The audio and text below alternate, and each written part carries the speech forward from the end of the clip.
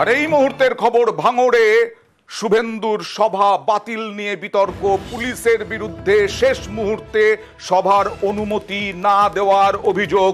কথা বলবো প্রতিনিধি ভেঙ্কটেশ্বরের সঙ্গে। ভেঙ্কটেশ্বর, কবে ছিল ভাঙড়ের সভা এবং কখন ছিল, এবং পুলিশের বিরুদ্ধে কি অভিযোগ বিজেপির? দেখো, যাদবপুর লোকসভা কেন্দ্রের বিজেপি প্রার্থী অনির্বাণ গাঙ্গুলির সমর্থনে ভাঙড় বিধানসভার কলোনি মাঠে আজ বেলা ৩টের সময় সভা করার কথা ছিল শুভেন্দু অধিকারীর। সেই মতো বিজেপির পক্ষ থেকে একেবারে মঞ্চ থেকে শুরু করে প্যান্ডেল একেবারে প্রস্তুত হয়ে গিয়েছিল, কিন্তু আজ বেলা 11টার সময় একেবারে শেষ বেলায় পুলিশের পক্ষ থেকে সেই সভার অনুমতি বাতিল করে দেওয়া হয়েছে, এমনটাই অভিযোগ করা হচ্ছে বিজেপি নেতৃত্বের পক্ষ থেকে।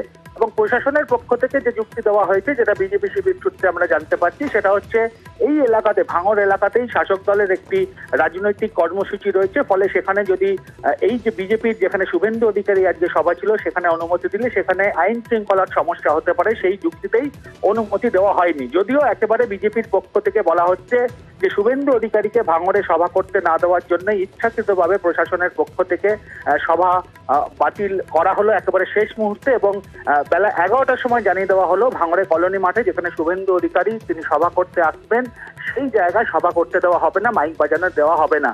যদিও শুভেন্দু অধিকারীর পক্ষ থেকে জানানো হয়েছে যেখানে সভাস্থল অর্থাৎ কলোনি মাঠ ভাঙড় বিধানসভা এলাকায়, সেখানে তিনি আসবেন বেলা 3টের সময়। তিনি এসে তার পরবর্তী যে সিদ্ধান্ত, সেই বিষয়টি একেবারে যে সভাস্থল যেখানে সভার আজকে অনুমতি দেওয়া হয়নি প্রশাসনের পক্ষ থেকে যে অভিযোগ সামনে আসছে, সেখানেই তার বক্তব্য তুলে ধরবেন। ওকে, অর্থাৎ এই জায়গাতেই অনুমতি না দেওয়া সত্ত্বেও শুভেন্দু অধিকারী আসবেন, তারপরে সিদ্ধান্ত নেবেন এবং বক্তব্য রাখবেন বলে এখনো পর্যন্ত জানা যাচ্ছে। এবার চলে যাব ক্যানিং এ।